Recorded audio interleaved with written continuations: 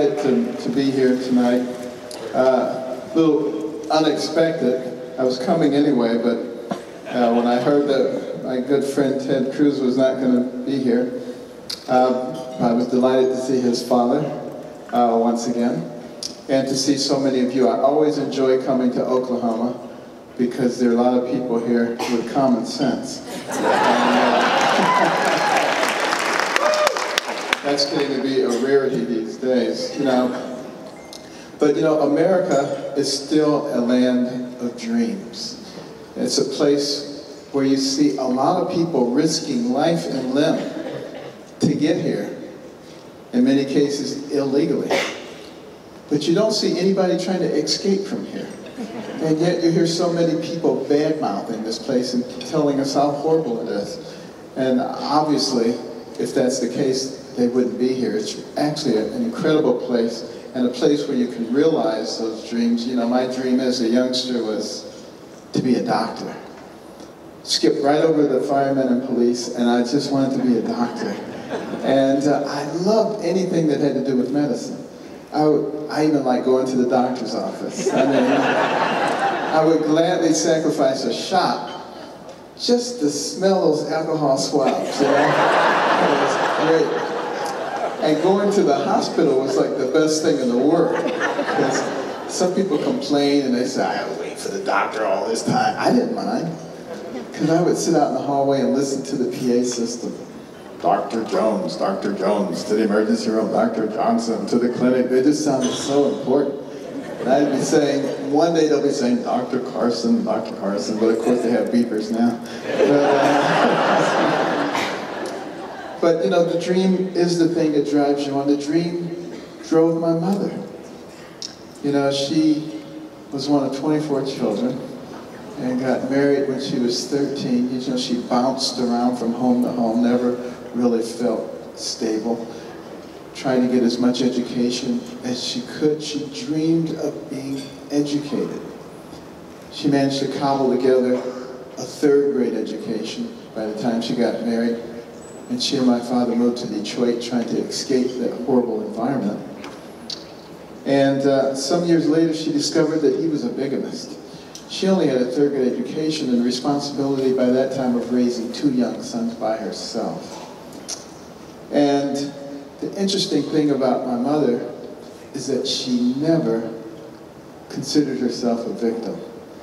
And she never felt sorry for herself, which was a good thing. The problem is she never felt sorry for us either. So there was never, you know, an excuse that was acceptable. She would always say, do you have a brain?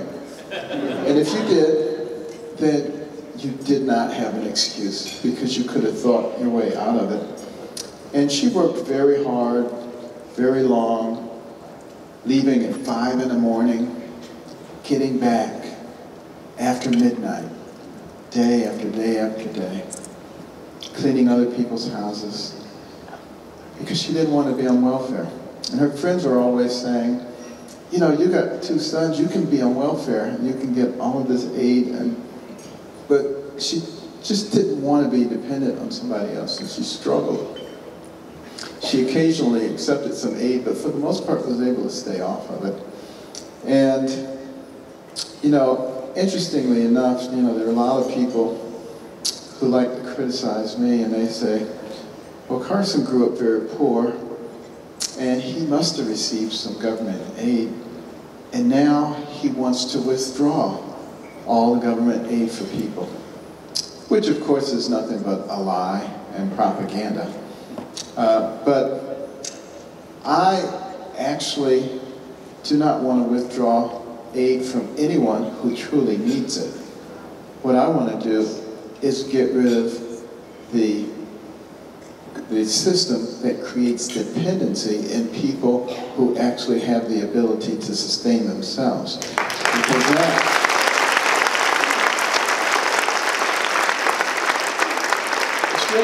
it's really not doing anybody any favors when you pat them on the head and say, there, you poor little thing, I'm going to take care of all your needs. And, you know, we've been doing that since the 60s. Johnson's Great Society programs and war on poverty. And what has happened? You know, we spent 17 to 19 trillion dollars on these programs, and what do we have? We have more poverty, more out-of-wedlock births, more crime, 10 times more people on food stamps. All the things that were supposed to get better are much worse. So what do intelligent people do when they're trying to do something and it doesn't work? They stop and they reevaluate. And they say, maybe we should go in a different direction. What do stupid people do? They say, we didn't do it enough, we need to do more. You know, and that's where we find ourselves in that kind of situation. But I actually believe that the majority of people in this country are intelligent and have common sense. The problem is that they've been beaten down, and they've been beaten into submission, and they're not, in most cases, willing to stand up and proclaim from the mountaintop what they actually believe. And this suits the progressives just fine. They really don't even care if you don't agree with them, as long as you keep your mouth shut, as long as you don't say anything and let them drive the boat. They have no concern whatsoever about what you believe. And it really is getting late in the game. And it is really getting to be the time when those of us with common sense have to stand up for what we believe in. If we don't do it, I don't know that we will be able to survive as a kind of free nation that we all admire. You know, my mother had such a dream for education, and she passed that dream on to us. And she wanted to achieve that through us. But that was not going to be an easy thing, particularly in my case, because I was not a very good student. In fact, I was a horrible student. Perhaps the worst student you've ever seen in your life.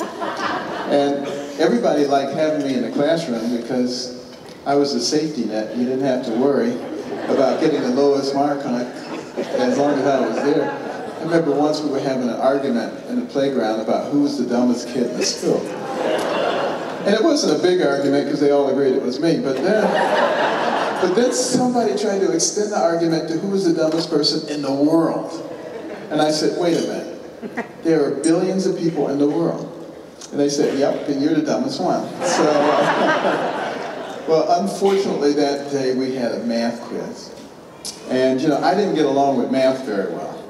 I had a basic philosophical disagreement with the math teacher, who thought it was important to know your timetables. And as far as I was concerned, they were printed on the back of the notebook, so you could look them up anytime you want.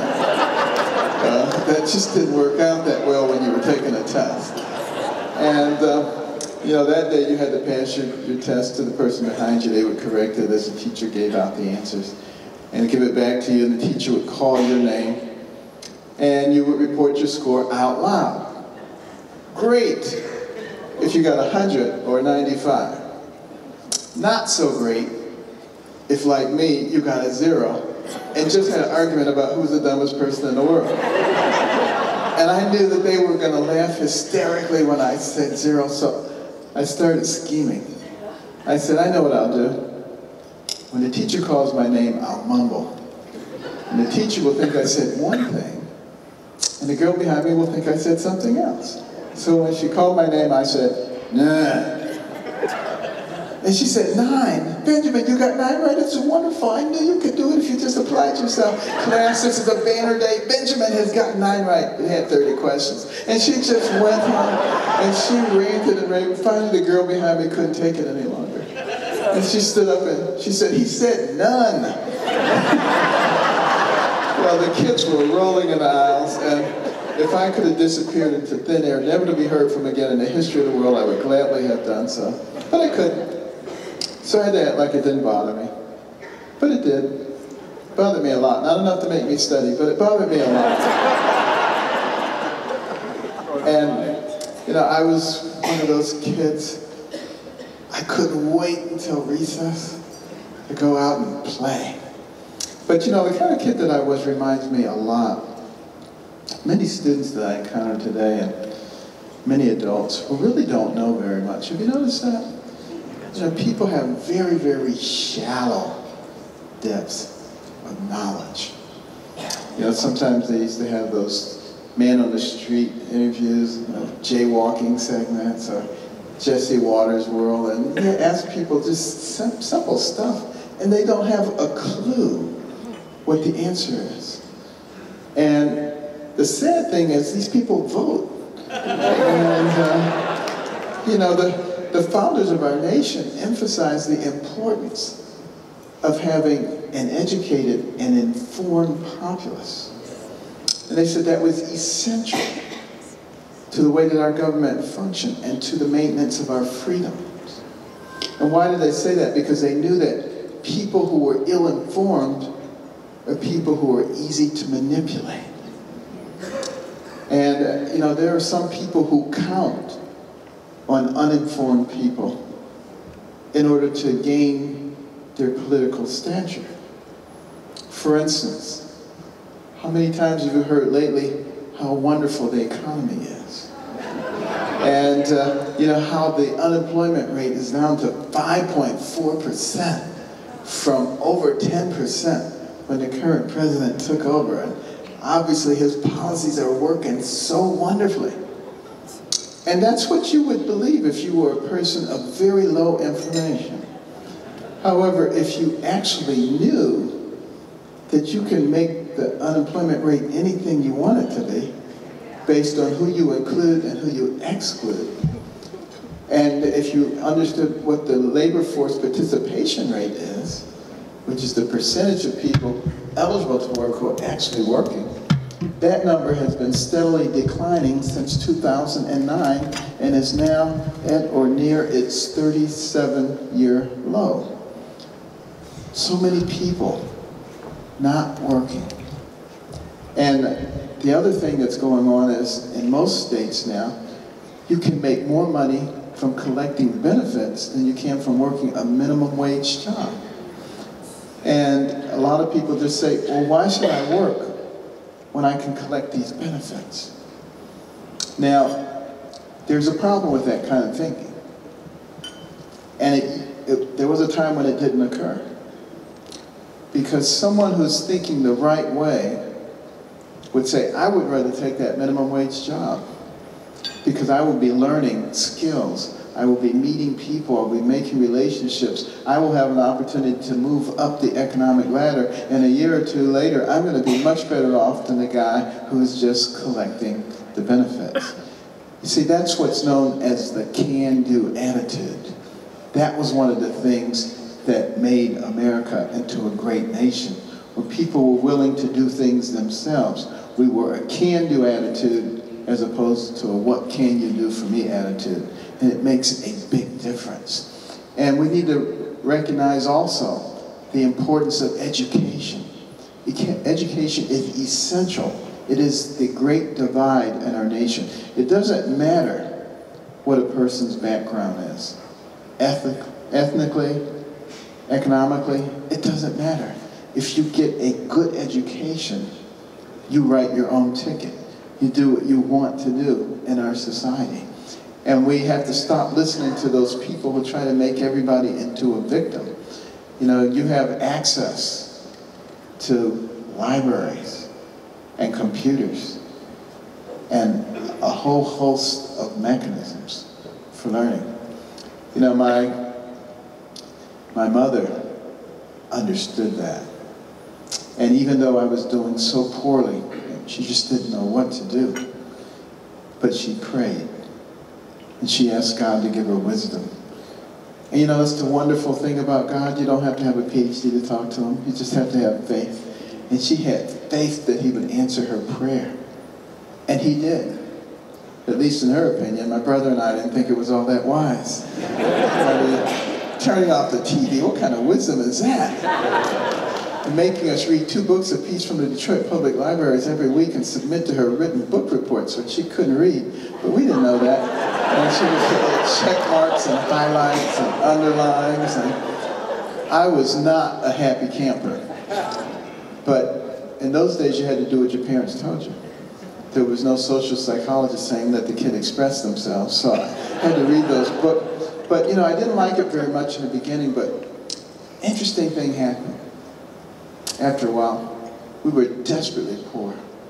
But between the covers of those books, I could go anywhere in the world. I could be anybody. I could do anything. It completely opened up another world for me. And pretty soon my mother didn't have to make me read. In fact, she was saying, Benjamin, put the book down and eat your food. I was always reading, and within the space of a year and a half, I went from the bottom of the class to the top of the class. All of those students who used to laugh at me and call me names are now coming to me saying, Benny, how do you work this problem? I'd say, sit at my feet, youngster, while I instruct you. I was perhaps a little obnoxious. But gosh, it felt so good to say that to those turkeys. But, you know, I just had a very different impression of who I was. And you know, it's the brain, the human brain, the most fascinating organ system in the universe. If you have a normal brain, you can do almost anything. Billions and billions of neurons, hundreds of billions of interconnections. Your brain remembers everything you've ever seen, everything you've ever heard. It can process more than 2 million bits of information in 1 second. You can't overload it. You know, some people come and say, don't learn this, don't learn that, you'll overload your brain. You can't overload the human brain. If you learned one new fact every second, it would take you more than 3 million years to challenge the capacity of your brain. And we need to start thinking about that as a society, because the problems that threaten us right now are problems that are solvable problems. For instance, look at the divisiveness that is going on in our society. A wise man by the name of Jesus Christ once said, "A house divided against itself cannot stand." And yet, we have allowed the purveyors of hate and division to hold sway in our society, to make us believe that there is a war on women. Now, how absurd is that? Think about that. To make us believe there's race wars and income wars and age wars and religious wars and just about a war on anything imaginable. What we have to do is realize that we, the people of America, are not each other's enemies. The enemies are those people who are trying to make us think that we are each other's enemies so they can divide us.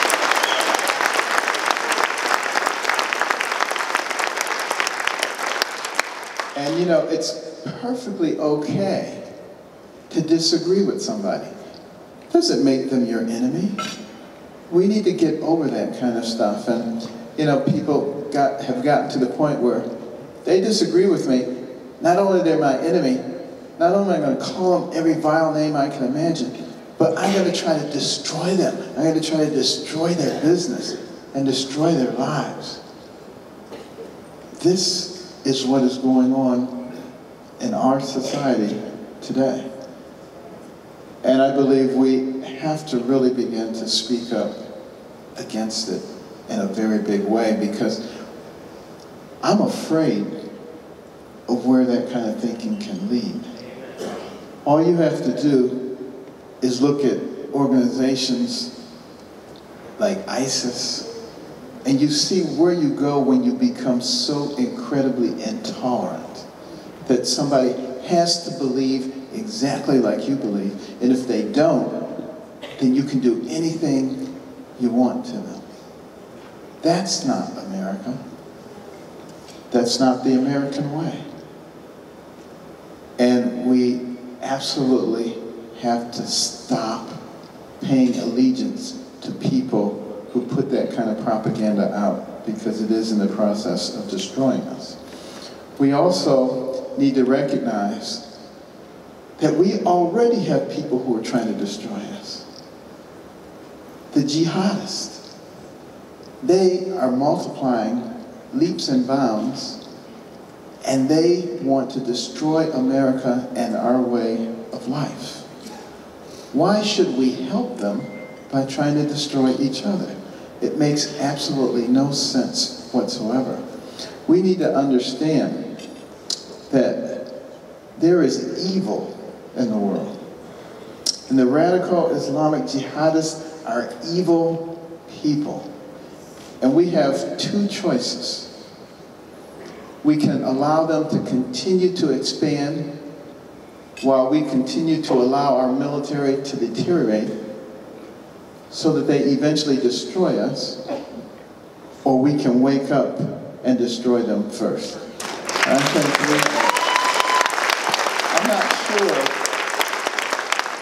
I'm not sure there's a third choice there.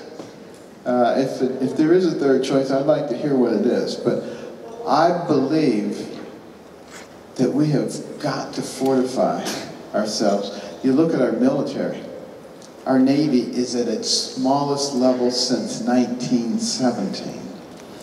You know, recently, with the problems that were going on in Yemen, we had to move the Roosevelt carrier group that was supporting what we were doing in Iraq over to Yemen.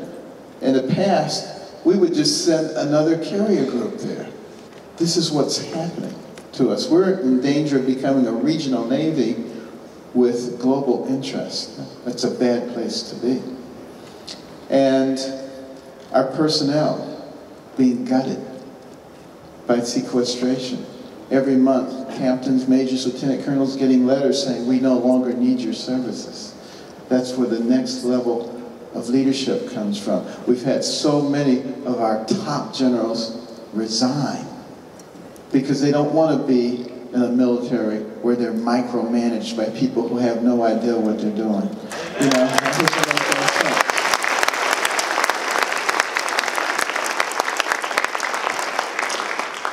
And there is some urgency that we do something about it as a nation. Every one of us has a responsibility. We all have spheres of influence. And we need to start utilizing those spheres of influence, talking to your friends and your neighbors, just like the people did in the pre-revolutionary days of this nation. Because they realized that they were being dominated by tyranny. And that's not what they wanted. So they started having town hall meetings and calling everybody together, even the loyalists, and saying, what kind of country do you want to have? What are you willing to fight for? What are you willing to die for? And they encouraged each other. And that's how a ragtag bunch of militiamen defeated the most powerful empire and the most professional military force on earth. We need to start thinking that way once again in this nation, because we are in at least as dire a situation as they were, and time is running out. We're very fortunate in the Republican Party, because I know a lot of the people who are running for office, and we have a large crop of very good and talented people. And that's why I've called on the RNC to try to make sure that we find a way that all of their voices can be heard.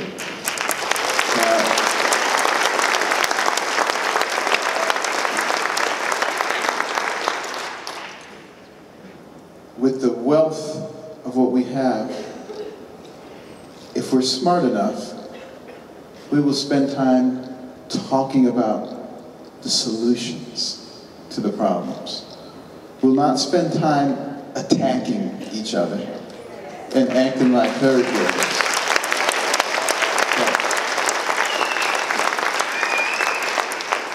because these are substantial problems that face us. The other thing that threatens to destroy us is our financial incompetence. And that's what I would characterize it as, incompetence. Last quarter. You know, that is idiotic thinking as we move toward the fiscal cliff. We have to be driving it down in the other direction. Because to put that kind of debt on the next generation makes no sense. We're accumulating debt at a rate of $500 million a day. If we stopped right now, had a balanced budget amendment, which would be a good thing. And then we started paying it back. Instead of accumulating it at a rate of $500 million, we started paying it back at $500 million a day. It would still take us more than 100 years. Every day, $500 million. That's what we're putting on the backs of our young people. Now, how do you fix something like that? You need to understand the underlying problem. From 1850 until 2000, our economy grew at an average rate of 3.3% a year. Since 2001, it's been growing at a rate of 1.8% per year. That is a big difference. Our GDP to debt ratio is 103. Economists will tell you that once it reaches 90, you're going to have economic stagnation. You wonder why we're not going anywhere? You're not wondering why we have a reset? That's the reason. Now, if you project that out 20 years, 1.8% growth, you're talking about a $26 trillion economy. 3.3% growth, you're talking about a $35 trillion economy. Big difference, particularly when you have unfunded liabilities that you have to deal with. So you can imagine what happens if we continue with this new normal. That's why we must get rid of that and start thinking of real solutions. We need to jumpstart our economy, for one thing. We have the highest corporate tax rates in the developed world. And our Secretary of Treasury criticizes American companies for doing business overseas. Says they're trying to avoid paying those high taxes. How evil of them.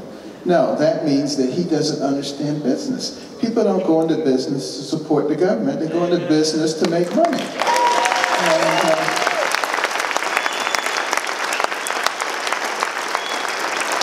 So we need to create an environment that encourages entrepreneurial risk-taking and capital investment.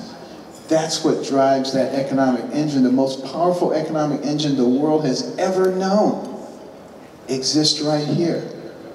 But we've tied it up with all of these regulations. And what we need to do is lower that corporate tax rate to a level that's commensurate with other nations, or even lower.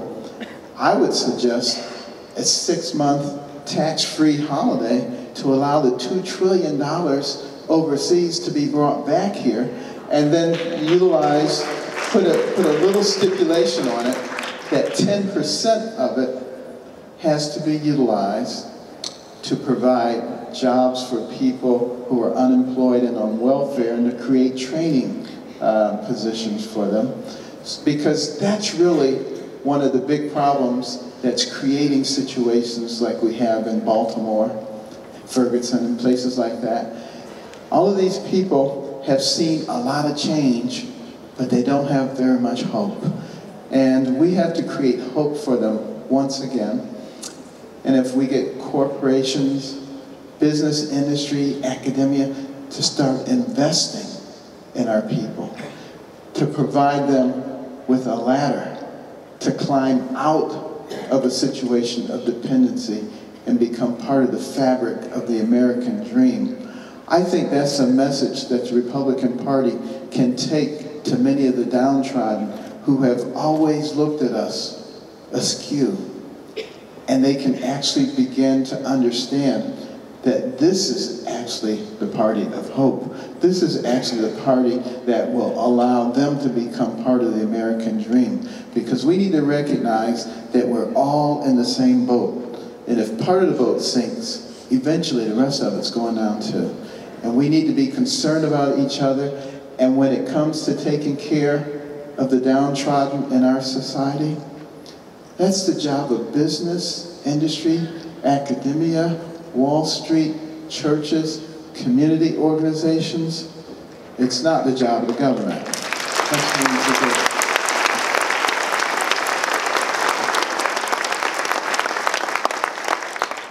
But in order to do all of that, there's one thing that is mightily needed, and that is courage.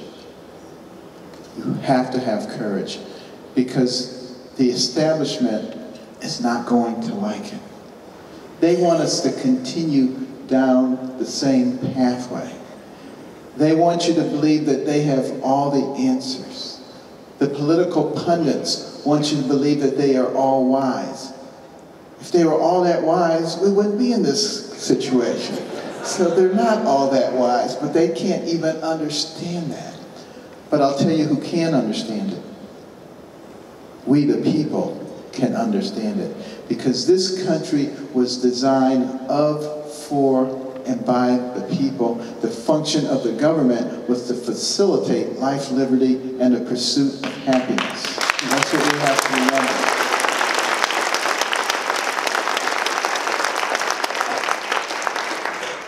And keep in mind when it comes to courage, those people who preceded us. Nathan Hale, teenage rebel, caught by the British, ready to be executed. And he said, my only regret is I have but one life to give for my country. Patrick Henry, give me liberty or give me death. World War II, Normandy, D-Day, our soldiers invading the shores of Normandy, being mowed down by machine gun fire, hundreds dying at a time, 1,000 bodies laying on the beach. Did our soldiers turn back? Were they afraid? Yes, they were afraid, but they didn't turn back. They stepped over the bodies of their dead comrades, and they overwhelmed the Axis forces, knowing in many cases they would never see their beloved homeland or their loved ones again. Why? Why would they do that? Not for themselves, but for you and for me, so that we could be free. And now the baton of freedom is in our hands. And the question is, what will we do with it? Will we put our heads down and hope that nobody sees us and nobody notices us and nobody calls us a nasty name? Or will we hold it proudly and be able to pass it on to the next generation with our heads held high, having done everything we need to do to preserve freedom in this land? And the next time you sing the national anthem and you get to the end of that first stanza, and it says, the land of the free and the home of the brave, we must remember that it is impossible to be free if you're not brave.